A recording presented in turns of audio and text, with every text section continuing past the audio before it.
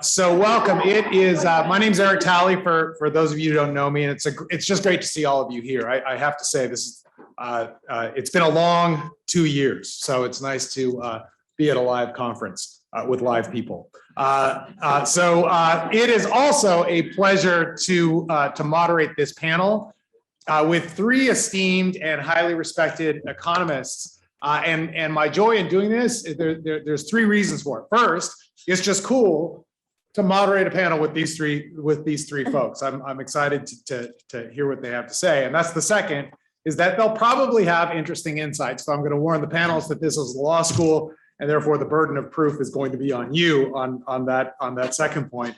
But then third, I don't have to spend much time introducing them because I don't have to use an introduction to convince you of their importance. So that's going to save us some time for discussion more generally. By prior agreement, each panelist, this is an hour-long panel, so each panelist has prepared some remarks that are going to last around 10 minutes each. And we will, as their economists, we're going to shock them by not interrupting them as they deliver their remarks. Luigi is particularly shocked by this. And after all three are done, I may lob a few questions to the panelists to catalyze the dialogue amongst them. But just like the last panel, we're going to try to leave time for audience Q&A as well. So you guys should be prepared to do that. We are going to proceed in alphabetical order, starting with Patrick Bolton, then moving on to Naomi Lamoreaux, and then finally, story of his life, I guess, ending up with Luigi Zingales. But before we do that, I just want to say, in addition to being up here with these panelists, I am supremely honored to be here and to participate and contribute to an event honoring Henry. He's truly a legend in corporate law, in organizational law, governance, finance, and he's a person whose insights, reflections, contributions, and humility, which came out in the last panel as well, have materially altered not only my own thinking about these topics, but hopefully my own conduct in thinking about these topics. I think it is he's been a fantastic role model, not just for me, but for several tranches of generations that have followed in his wake. And he's just a genuinely good person, excellent reader, commentator on others' work, and sort of an inspiration, not only backwards looking, but forwards looking as well. So Henry, while I don't have a PowerPoint presentation to prove that to you, you continue to be a sort of a clarion guiding light for myself and many of my generational colleagues. So thank you very much. We're going to start with Patrick Bolton, and Patrick has a PowerPoint presentation, and I will try to load Patrick's rather than Luigi's, and we will try to share it as well. Thank you, Eric. Yeah, it's really an incredible pleasure to be here and to celebrate, of course, Henry's classic book, but also Henry's many other contributions. It's a privilege and an honor. But really, Zohar, fantastic what you were able to do to get us here all in person in this room. What a difference it makes. And I have to say that the first panel was incredible. It's going to be very hard for us to follow that act. Intellectual fireworks, so much ground was covered. And what I will do is maybe bring things down to earth and more modest aim. But Eric, you said that Henry is also, among all his qualities, also a fantastic commentator of other people's work, and that's how I got to know Henry. So at the time, just maybe a couple of years after his book appeared, he commented on a paper I had written with Cheng'ang Xu, and the focus of our paper was on allocation of ownership in schools. Who should have ownership? Should it be teachers? Should it be parents? Should it be the community at large? Should it be the state? And he was very generous. He encouraged us to pursue this. We wrote a paper, then we submitted it to economics journals. And all our referees said, yeah, this is interesting work. It's not really about schools, it's about firms. And after hearing this repeatedly and getting rejected, we decided, okay, maybe we should rewrite the paper and make it about firms. And then, Chang'an went ahead and he started redrafting our paper. And then he sent me the first, redrafted version. And I look at it and all looks nice. And then I look at the references and then I see our working paper reference as a working paper of the London Firm of Economics. So he had done a very good job. He had done a very good job. But anyway, I thought I'd start on a lighter note. So our panel is on economists on ownership. Of course, I will start with that, but I can't fail to observe, as someone who already did, that in the previous panel, there was very little law. There was a lot of economics, sociology, politics, but very little law. And here, I'm on a panel economy speaking about ownership, but I will actually say maybe also something about law, not just economics. So as a way to start,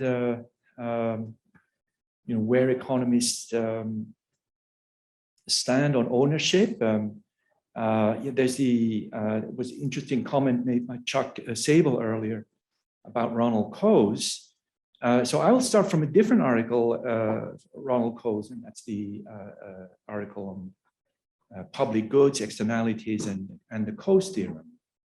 And basically, what's the economic rationale of taking Coase's perspective of ownership, private property?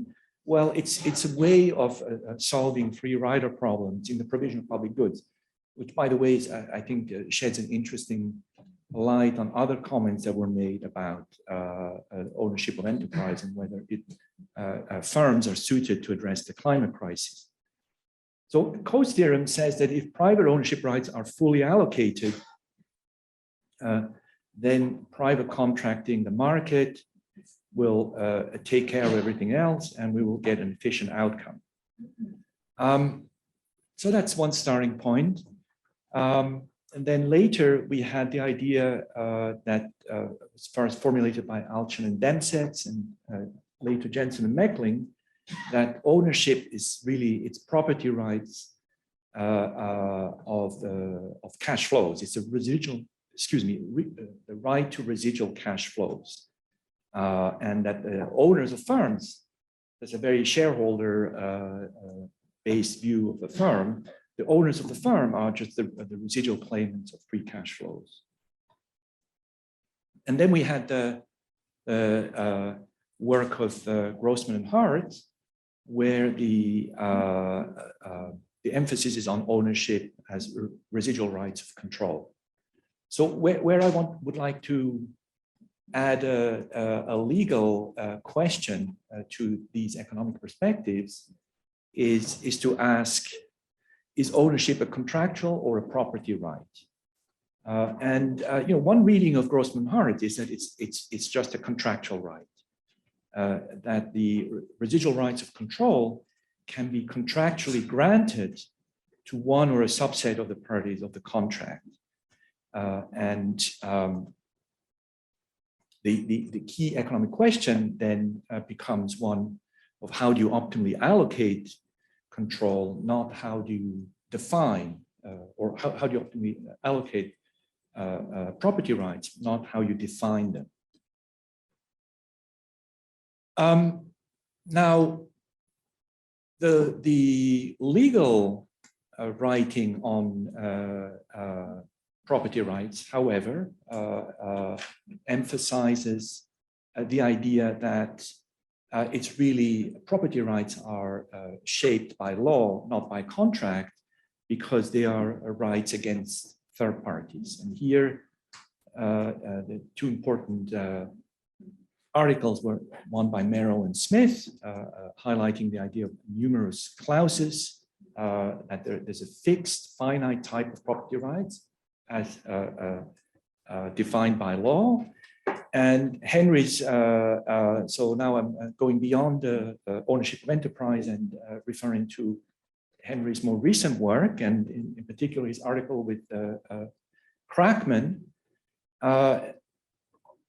interpreting the purpose of property law as being one of trying to regulate the notice that's required to enforce the rights against third parties. And in my work with Ken Ayot, we built on that idea and we applied these ideas to the question of optimal property rights in a financial contracting context.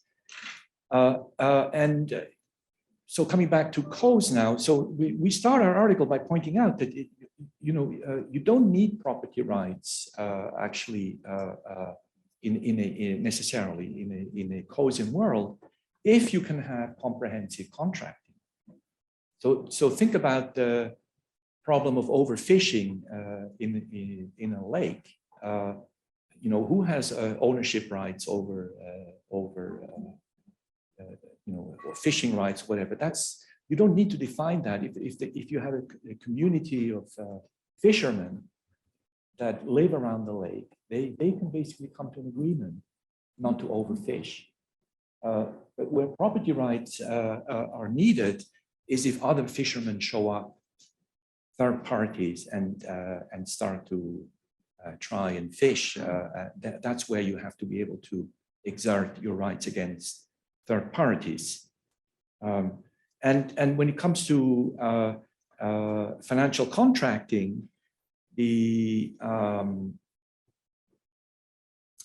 issue of property rights emerges from the fact that you have multiple claim holders, multiple owners that have end up having conflicting claims. And then you have a question of how do you manage these conflicting claims? And this ends up being a fundamental question in the definition of property rights. Who has property rights? The idea of notification costs, notification question of these rights becomes fundamental. You're an early creditor. If you have a property right, how do you communicate that to a later creditor?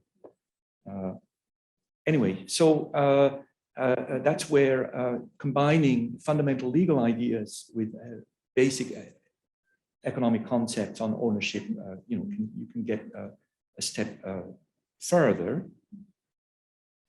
And the emphasis is really on reading costs. So you can imagine for example, a bond issue or a large corporation. The contracts are hundreds of pages long, very fine print. All kinds of things can be hidden in there, giving specific rights. How does anyone find out about these rights? And this is where notification becomes critical. And that brings me to the last point I want to make, which is recent work that Ken Ayot, my co-author, did with Henry on the notion of corporate personhood, where they formulate the idea that legal entities serve the purpose. So a subsidiary, wholly owned subsidiary, for example, but more widely defined legal entities, they serve the purpose to facilitate the transfer of bundles of contracts. So legal entities are bundles of contracts, and they're designed to avoid a hold-up problem that arises if you give consent rights to counterparties in the assignment of contracts.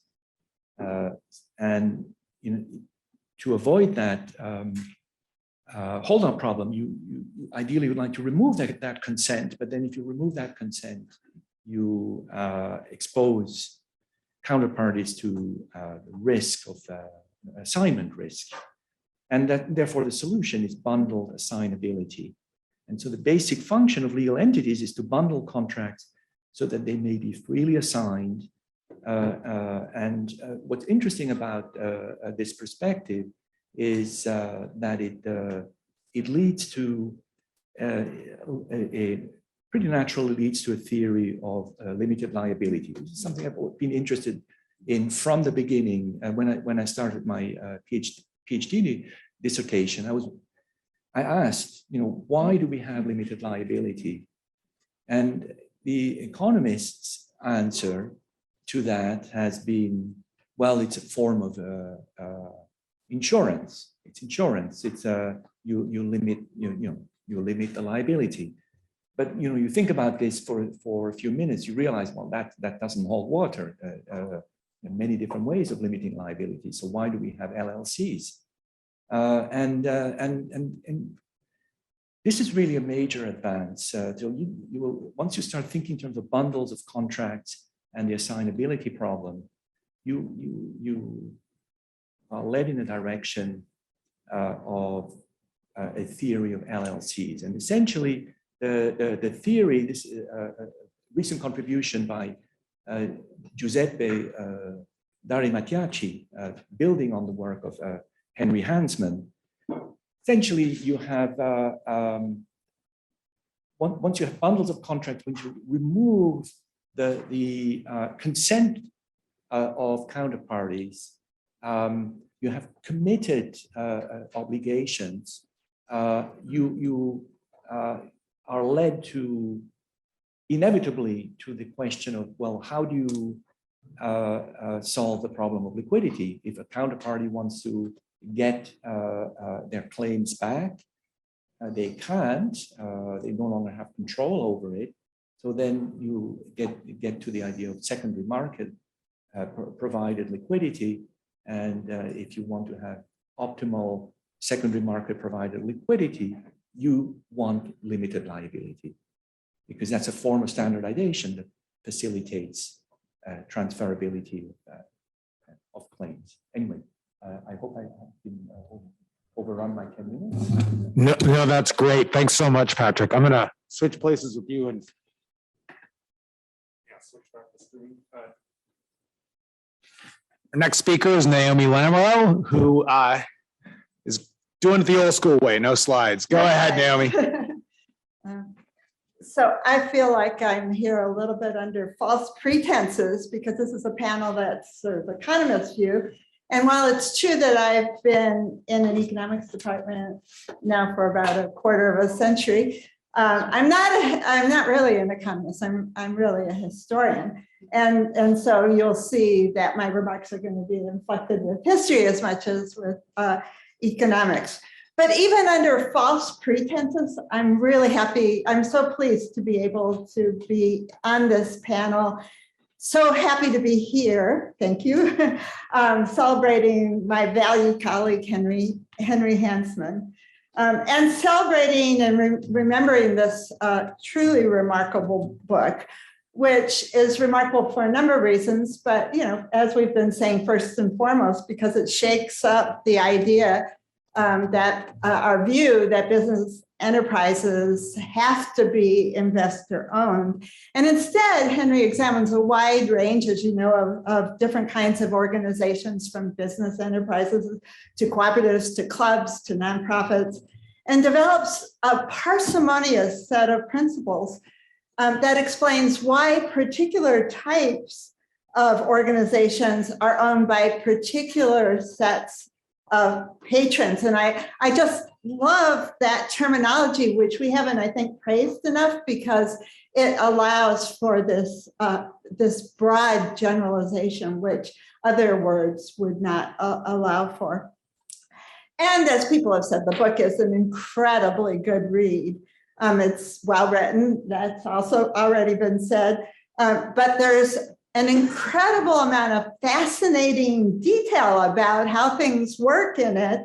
And the analytical framework that Henry applies to this fascinating detail allows him to make sense of it in a way that light bulbs go off constantly in the mind of the reader going through this book. So reading it now, I was struck by a number of the book's insights, and also struck by things that I think are missing from the book, not in the sense that Henry should have included them, but in the sense that this is a platform for a whole research agenda, and there's more to be done. And so I want to try to weave both into this very short comment, and that's tough because there's so much to say about this very stimulating book.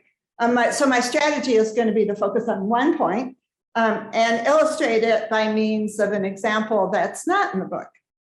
All right. Well, in many respects, my favorite chapter in the book was the one about clubs, where Henry makes the case that members of an exclusive club have an incentive to own it, because otherwise a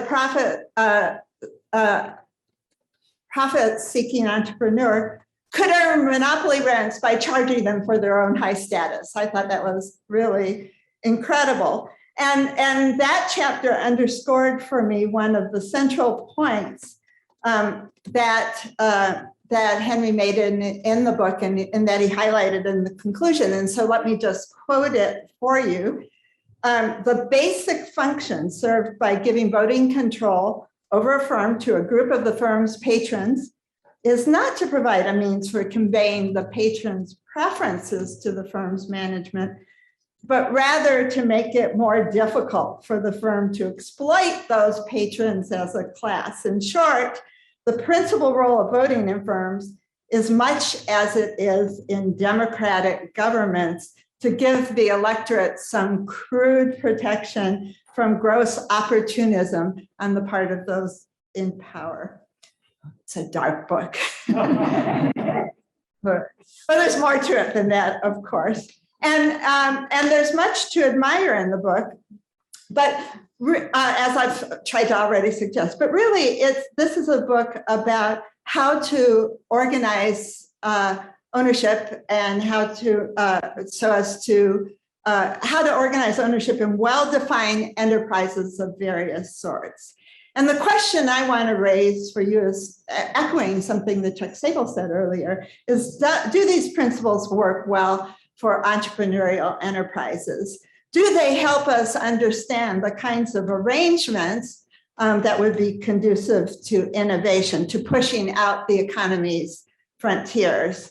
It seems like that's really something we have to think about when we think about business enterprise. And there's actually relatively little attention to innovation or entrepreneurship in the book. So in the book, if we just focus on the business enterprise, the logic of assigning ownership to investors rather than another group of patrons is really that the investors have more homogeneous interests. And certainly there's a level on which that is absolutely true, especially in large firms with well-defined purposes. But that homogeneity is likely to evaporate very quickly as soon as the firm faces an important strategic decision. This is essentially Chuck's point earlier. For example, whether to bet a significant chunk of its resources on a new technology. And it's even more likely to evaporate if this enterprise is not a large, well-defined firm that's been going on for a long time, but an entrepreneurial enterprise.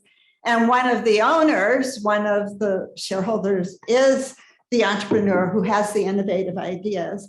And this homogeneity is especially likely to break down if the entrepreneur benefits from undertaking the investment in a new technology in some way that the other owners don't.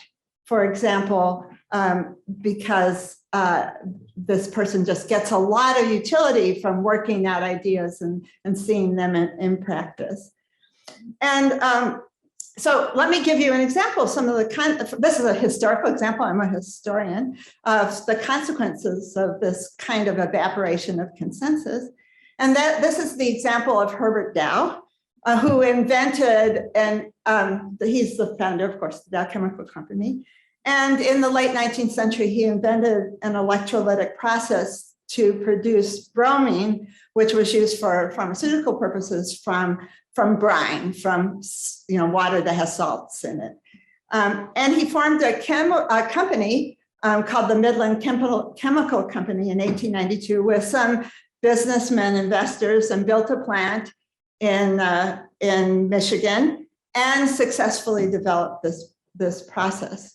But almost immediately there are disagreements between Dow and his investors, and I won't talk about them all, but the most important source of disagreement was Dow had other ideas.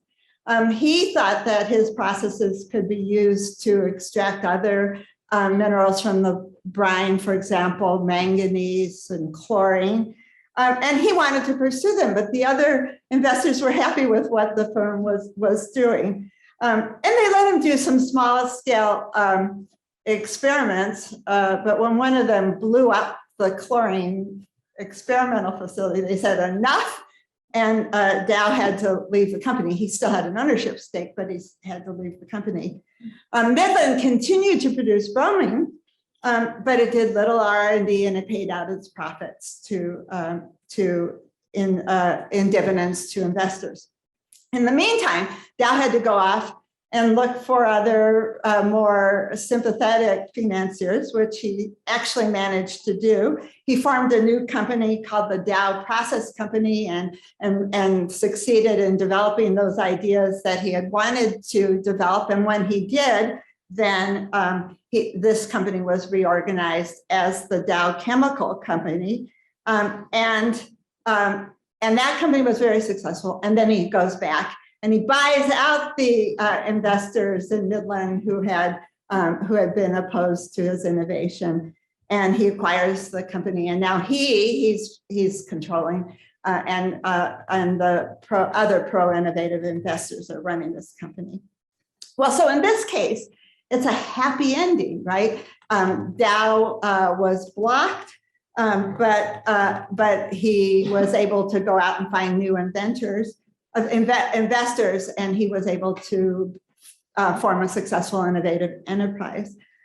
But that's a happy ending, but that success is not at all a given, right? It's quite possible that people like Dow would be blocked in companies where they didn't have control and not able to go outside. And if that happens a lot, that's an important thing. And actually, we don't know if it happens a lot because business history is about the successes. We don't ever hear about these other guys. But what I want to suggest to you that this makes governance a more important topic than just ownership. I mean, the book is about ownership. It can't do everything, but I think governance is also an extremely important topic. And so in Henry's conclusion, he emphasizes the importance of viewing the firm as a political institution in which some kind of voting mechanism is used for decision-making. If we accept that idea that the firm is a political institution, then we have to look more closely at how political institutions are governed. And they're not all, if we look around the world, right, they're not all democracies. They're not all places where people vote and the votes have any meaning. There are also dictatorships. And this is true of firms as well, right? So here again, the historian in me, if we look historically, in many countries, not the US, but in many countries, once you got general incorporation laws, you actually had the possibility in those general incorporation laws of designating people as dictators, sometimes for life, sometimes into the next generation. And of course, now what we're seeing in the US, right, among innovative firms, is actually more tendency to do, the rules have changed in the US and the governance rules, and we're seeing more tendencies to have tech firms especially run by dictators. So just to conclude then really quickly, if we want to move on from Henry's book, sort of the next step, it's to think about governance and also how governance interacts with ownership. And there are tantalizing hints about all this in the book. I think I would point you to the chapter on cooperatives for really interesting insights on this interaction between governance and ownership. But that would be what I would see as the next step. And it would involve essentially things that Patrick was talking about a moment ago, thinking about what legal forms are and how they structure the governance options that we have in firms, and how those options in turn then affect who is who should be an owner. Okay, thank you. Brilliant. Thank you, Eric. And thank you, Zora, for inviting me to this super interesting conference. I have the proof that I bought and read, actually, you can see all my notes here, the book at the time, and I greatly enjoy. As Ryan was saying, I remember where I read it. I was in San Diego after a Western Finance Association meeting. I took a brief vacation, and I really enjoy every moment of that reading. The fact I remember where I was, like Ryan, suggested this was a memorable moment. And actually, I have to say, I remember much of the content, which cannot be said of a lot of things I read recently. So I think that that's an indication of how, I think, influential this book has been in my intellectual formation. And so one of the things I actually love and I learned from the book, it might be simple, but is important, is that he uses this, the term enterprise. Because his view is not just the view of a corporation, but of the enterprise in general. And I think that one of the things that we should all be doing is separating the economic enterprise from the legal entity and see why the two come together. And I think that Henry has done that, and I think it's relatively rare in different dimensions. And then, of course, the issue that enterprise have different patterns and the patterns have different objectives. And in the absence of other friction, the decision right should be allocated to the patrons with the most similar preferences. And because, as this was already repeated many times here, minimize the political cost. And generally, these patrons are equity holders, but, and this is the important point, there are other frictions that might lead to different solutions. So if you have a monopoly power, you want to allocate the decision right to other patrons. And the example is stuck in my mind because I actually never understood it before, and I think is valid until at least we had Amazon, is that university bookstores, they specialize very much to a limited audience. They can take deep advantage because they're kind of monopolists on campus. And the only way to avoid that is to have co-ops that don't work that great. Every experience I had at every university I've been, the co-ops are not great, but they're probably better than the alternative, which at the time was taking advantage. Now, the question is, Amazon has to some extent reduced that because now you can have delivery very fast of every book. So maybe this institution should change as well. Now, what is interesting in these days, this is maybe politically incorrect, but the fact that diversity is a liability for decision makers, that the more homogeneous a group is, I think the better it is. Now, this point has been raised many times as a criticism of my paper with Oliver. And to be honest, it's something that was very clear in my mind when we wrote that paper. Actually, I don't think of it as a criticism, but I think as a challenge that a different way of thinking needs to address. And I don't think that the solution is to say we all have to ignore our pro-social preferences in order to be equal and to make the work of governance easier. because there's some other costs that might be bigger. So the way I see it is that actually this might be used as an argument in favor of government intervention, in the sense that if the government takes care rather well of our pro-social concerns, then we are back in a world where shareholders only care about money, and then governance is better. And I don't think that the people who raise this concern against us really want to go in this direction, but I think that's a natural direction to go if you're concerned about that. The second issue is, in a sense, what Henry is saying is that we need to think about what are the private benefits of patron. And I think that I've been majorly responsible for the identification of private benefits in the literature with theft. I think that Oliver, when he wrote, was that much more ambiguous of what these private benefits are. As an Italian with the experience of Italian corporation, I immediately thought that the obvious interpretation was theft. And I think in many countries, especially countries with poor law, I think that's a correct interpretation.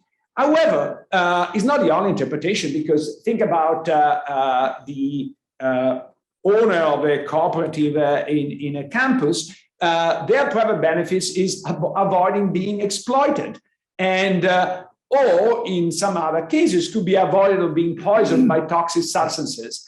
And so I want to raise this because I think that the nature of private benefits is really important when you think about social welfare. So if you think about private benefits that cure theft, you actually want to minimize theft, and so you don't want to introduce private benefits into your social welfare. If you think about it, the exploitation, whether this is because of monopoly power, because of other reasons why, like pollution, then you do want to consider that. And so what I've been thinking of recently is to what extent the concentration of ownership leads to a internalization of externality. So in the traditional approaches have either sort of a principal agent, and say the more concentrated managerial ownership is, the more efficient a firm is. And then the property right theory suggests that residual right of control should be in the hands of the party whose investment we need the most or need to be protected the most. Now, if you follow Hansmann, what you want is the decision right should be allocated to the patron most likely to internalize the main externalities. As was said earlier, his book does not really deal with externalities, but I think that it's not, in my view, that much of a stretch to go in that direction. So let's make a very simple numerical example. Imagine that firms can produce 120 in profits and emit toxic substances with an expected cost of 30.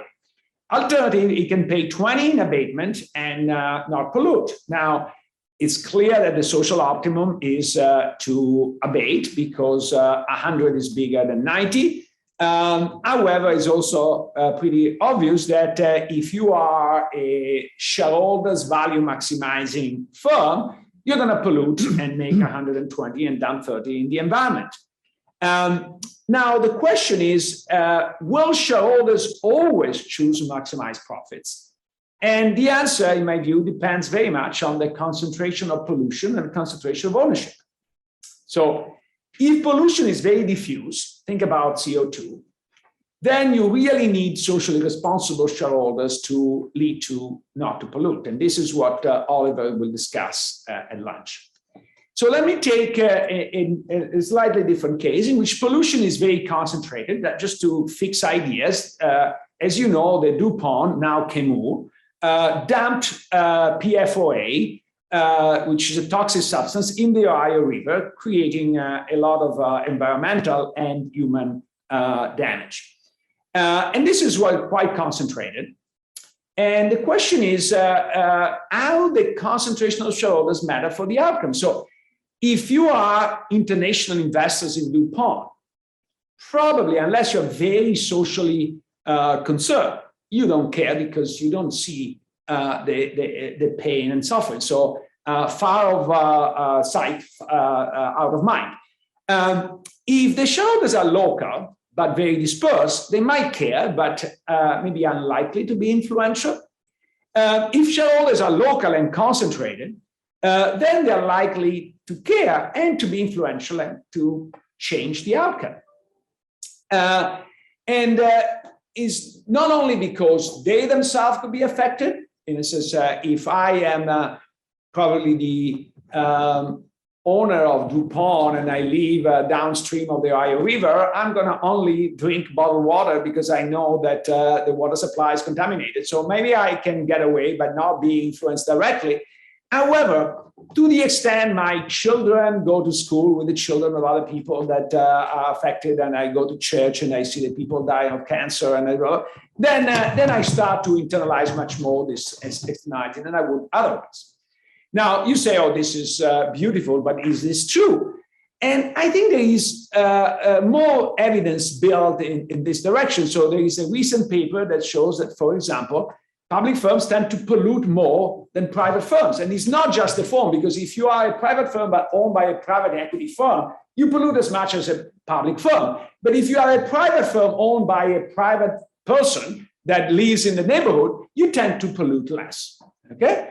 And even more beautiful, there is a paper that shows that polluted intensity is 20% lower in plants that are near the CEO's hometowns.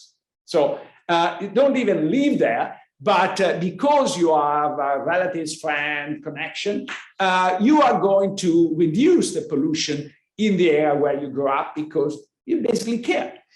And this is a bit more cynical, but actually, the CEOs move when it starts to pollute more. If they start to open a plant that pollutes more, they move of residents. So all this suggests that actually all this stuff is quite important. And the question, what are the implications? And I think the implications, in my view, are gigantic, because in the last 50 years, ownership has dispersed geographically a lot. And I speak as a finance guy, in part is our responsibility. We have been teaching about diversification for the last probably 70 years. And I think it's one of the concepts that had the biggest impact on the life of everybody is actually this. Now, in addition to that, also production has dispersed geographically a lot. So one of my favorite examples is Caterpillar. If you look at Caterpillar 1960s, most of the production was not only in the United States, was in the middle of Illinois. Okay, it was the biggest employment, not only in Peoria, but in the entire middle of Illinois. And, you know, they actually are pretty environmentally conscious as it comes to stuff that spills out to their employees. Why? Because they live with their employees. When it comes to their engine, for example, not at all. In fact, before Volkswagen, they were fine for producing dirty diesel engine. Why? Because the diesel engine are sold all over the world, so they don't internalize this externality. But what is dumped in Peoria is important. Now, in the recent years, they have changed dramatically. So today, not only they employ more people outside of Peoria than in Peoria, that's not so surprising, but more people outside of the United States than in the United States. And they care so little about Peoria that in 2017, they moved the headquarters from Peoria to Deerfield, Illinois. And I think that is quite important in the way, of course, Caterpillar is run, but I would say is a metaphor of how corporate America has transformed in the last 50 or 60 years. We used to have ownership that was local.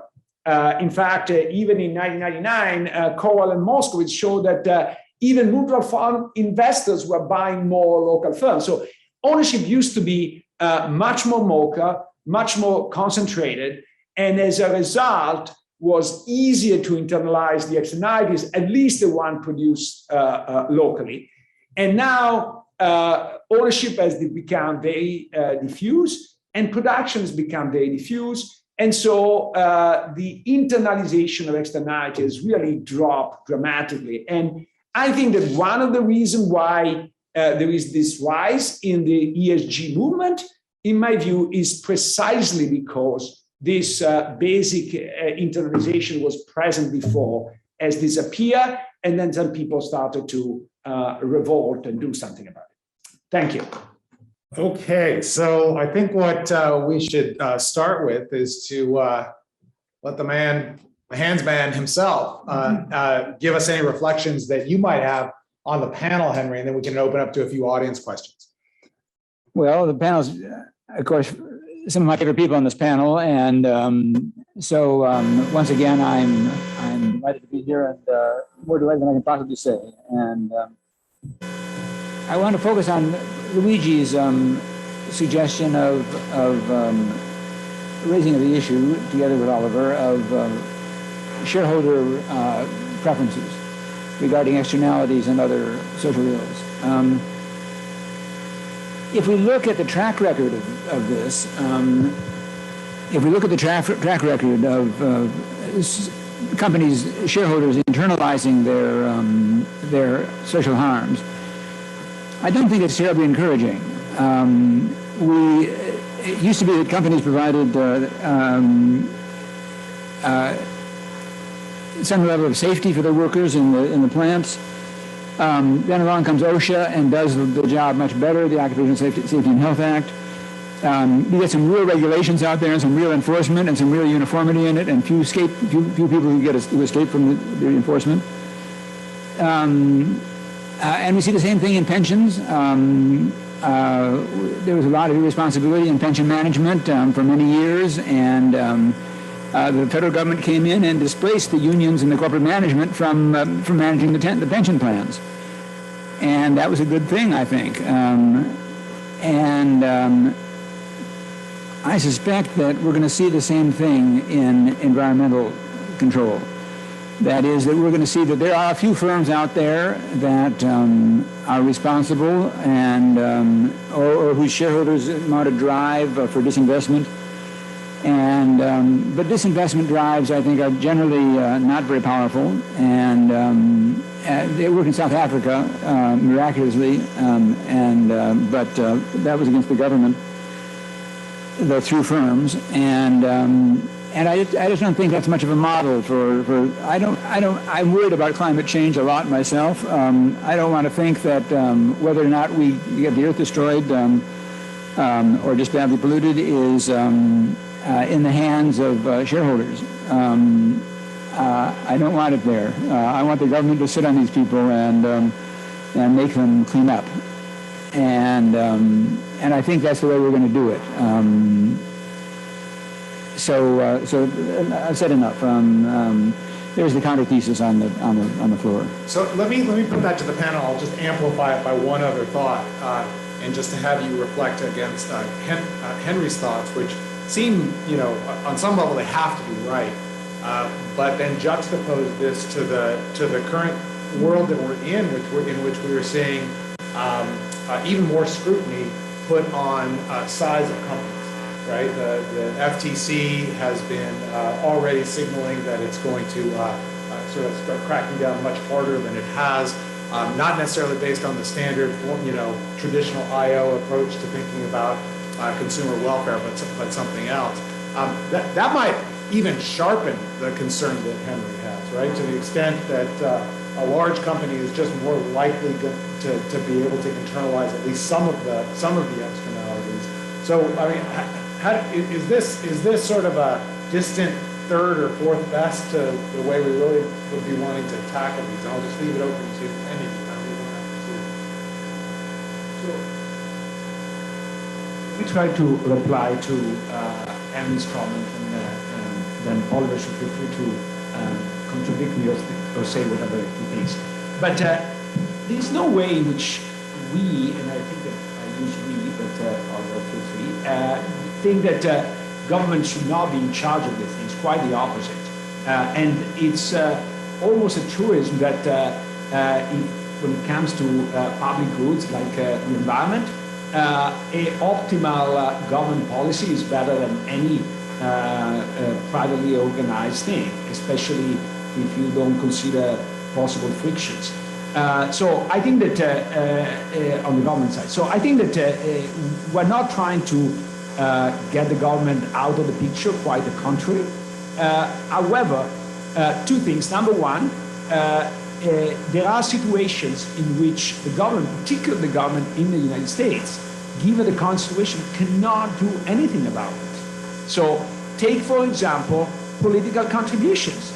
Given the, and I know I'm treading in the difficult territory because this is a legal framework, a legal conference, and I am not a lawyer, but given Citizens United, given the Supreme Court decision, given the way money is considered free speech, and given the fact that you can do it without showing it, I think that there is an amount of legal and illegal corruption that is taking place that we can't stop unless we do it at the shareholder level. And so I just wrote a piece for Project Syndicate saying that ESG should be relabeled DSG because democracy is the first thing and the most important one. And I think that if we don't do it at the shareholder level in the United States, I'm afraid we're not going to do it at any level. So I think that that's number one. Even in other countries that don't have this constraint, I think, of course, there are situations in which the level of decision-making is important. So I wrote a kind of a case study on the DuPont pollution of the Ohio River, so that's really why I saw so much about it. And at that time, DuPont knew perfectly well how dangerous that stuff was. In fact, they immediately withdrew pregnant women from working from the PFOA, with the PFOA, because they knew that would create birth defects, okay?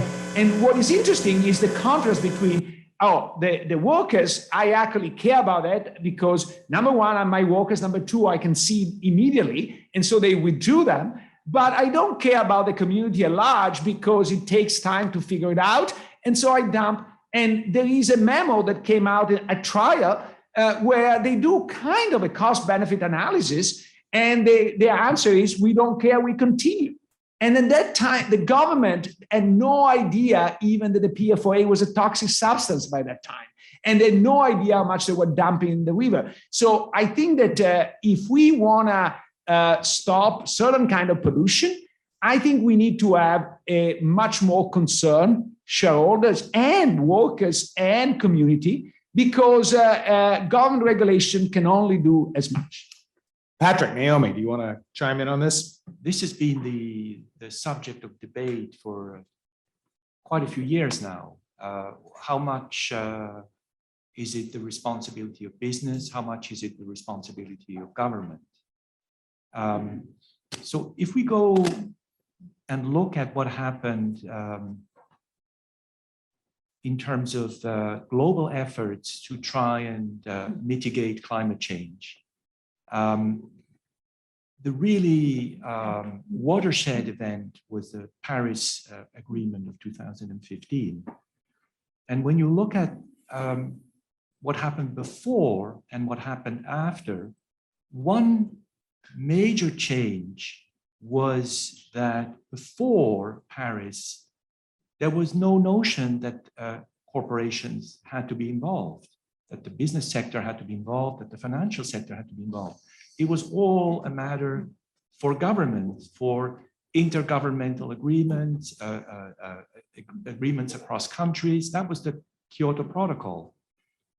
And what Paris changed was that not only was it very successful in bringing back pretty much all the countries to the table and try and engage with climate change mitigation, that's what was emphasized, but what's also important is that Paris was an effort to bring in the business and financial communities because it was understood they have their role to play.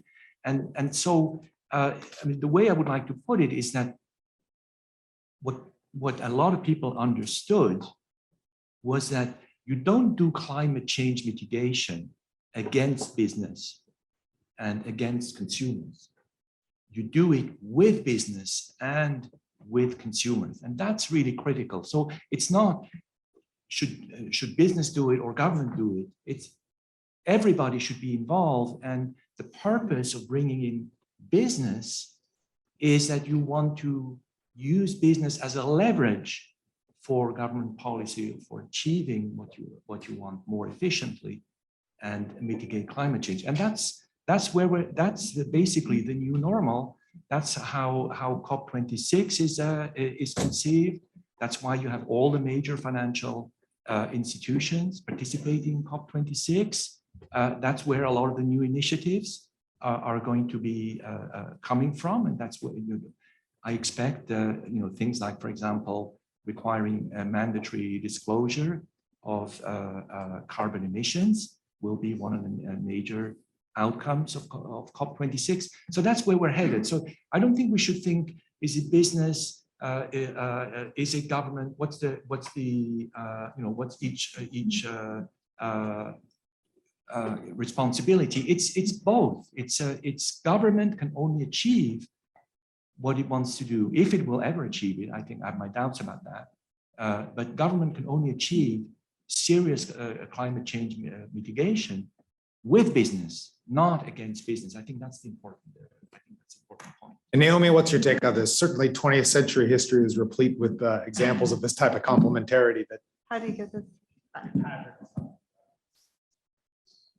Well, of course, that's a mom and apple pie comment, so I will. But otherwise, I'm with Henry on this.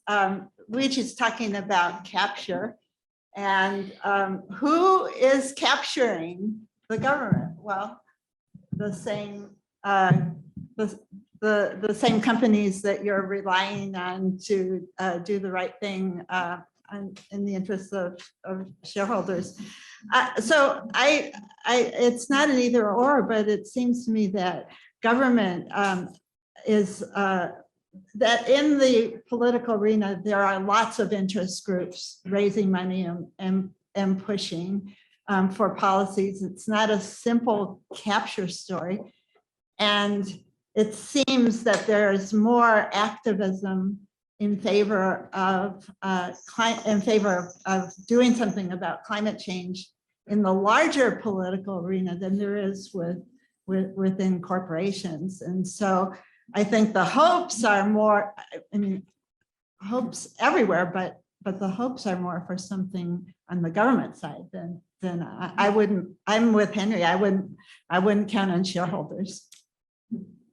Okay, so they say that lawyers talk a lot, but we pretty much hit very close to the end of the session. Lucian did have his hand up early on. I don't know that I can take us much through this. If Lucian, Alan's got his hand up. If you want to ask a quick question, we can do them in succession without the panel answering each one individually, and then give them a last shot for a minute each. Alan, there's a button in front. There, you got it. I got it. Yeah, this was to ask Patrick. I don't think there would be the time really to elaborate a little on the notion of corporations as bundles of contracts. I think the point that Patrick said was there's a possibility of defection to counterparties, but if you bundle all these contracts together and do them as a unit, that problem goes away, if I understood correctly what Patrick said. But you can also write in each one of these contracts an anti-assignment clause, which is legally enforceable. So I'm still not clear why you have to bundle them in order to prevent that problem. If you want to field that. I knew I would run into trouble. I think that's best left to Henry to answer your question, Alan. I'm sure he will have a